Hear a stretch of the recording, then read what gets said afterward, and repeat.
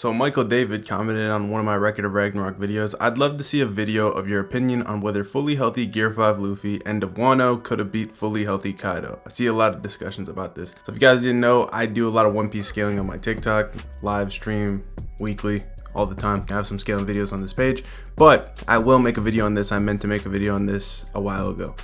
So Gear 5 Luffy, end of Wano, even in Egghead at this point, as there hasn't been really anything that proves he's gotten significantly stronger. You could argue for the White Star gun being a more potent version of the attack that he hit Kaido with, but there's nothing significant enough to say that the power levels make much of a difference from Egghead to now as far as Luffy's Gear 5 goes. But what I will say is this fight is very clear cut in my book. So essentially what you have is that Kaido goes through a gauntlet of opponents.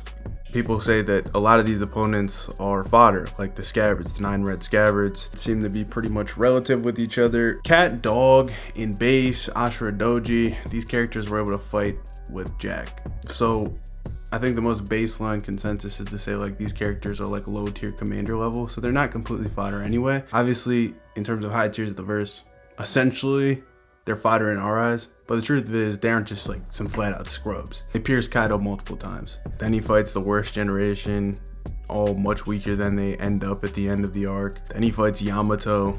Then he fights, Luffy again or whatever the case, and then Momonosuke is involved. There's brief scuffles where he's chasing after people like Kinemon again after the fact and having a brief clash with Marco.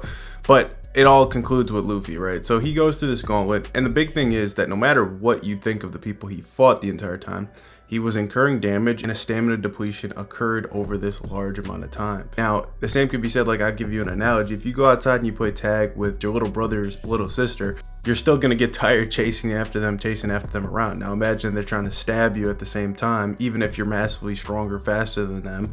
If you get pierced, you're still getting pierced. You're still exerting stamina to avoid the attacks and chase after them, no matter what the case is. Even if you're just having fun and holding back, right? That still is a thing that happens. Now, that's all reinforced by the statement here that is very important. As soon as the Yamato fight concludes and Yamato goes back down after Luffy made his appearance back on top of the roof to fight Kaido again, she states that Kaido was losing stamina and power. So all the events that took place to this point, simultaneously carrying the island, mind you, which is going to be important later, Kaido has reached a threshold where now he's in a state of declination. You get the visual representation of this with the actual island that starts crumbling and falling. That's the whole basis of the plot point of Momonosuke having to go carry the island, because if he doesn't, the island is going to collapse because Kaido can no longer hold it up due to the fatigue occurring from battle. Now, with that being said, people are going to come up here with the notion, okay, Luffy also though almost died. He's been fighting almost the same amount of time as Kaido. He's just as tired as Kaido, right? Wrong. There's two factors that go against this. For one, during this fight, Luffy had numerous breaks. In these breaks, he eats food, which is confirmed to revitalize his stamina. He actually mentions in the most recent One Piece chapter that when he has a full stomach, he's back to full power, right? He literally says that in chapter 1106 of One Piece. We've seen this consistently throughout the entirety of One Piece though anyway, so it's been a constant. That of course is not the big one though. The big one is that he is in awakened zone. Now if you go back to Impel Down, you understand that the Minotaur guards were all actually awakened zones. Their awakening just overtook their body, but they still have the effects and benefits of what an awakened zone does. They have increased vitality, their recovery speed is amplified, and essentially if you don't kill them, they will keep coming back. That's why the Minotaur guards, no matter what they got hit by, they just kept coming back seemingly with full stamina once again. So their stamina goes back to 100. So Luffy eats the food, and when he awakens, his stamina goes back to 100 again. So you have those situations where it's like numerous times throughout this, he's had a point where it's like not necessarily his health bar, but his stamina bar goes back to the top while Kaido's is just steadily declining, going down.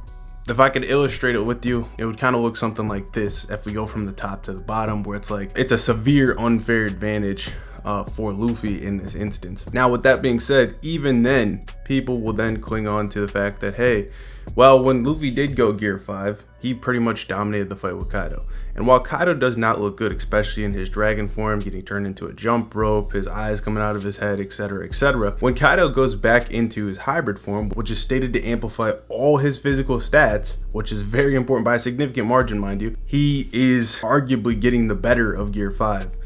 His death destroying Bagua is crushing Luffy. He makes Luffy bleed multiple times. You could argue that the Baguas blitzed Luffy. He's going back and forth. I would just say that their tempo and their relative in speed back and forth, that obviously some of their attacks are faster than others, but Kaido is consistently getting the upper hand in these interactions with Luffy in Hybrid, and even goes as far as to believe that he is still stronger than Gear 5 in Hybrid. He says it himself, "You can't beat me." Now, of course, people are like, all right, that doesn't matter because obviously he did get beat. When you take the final sequence into account, take note of what I told you earlier. Kaido's stats are all improved in Hybrid. In the final sequence, he goes into a weaker form, his dragon form, right? And then he amplifies it by heating up his body, putting the flame dragon around his dragon body.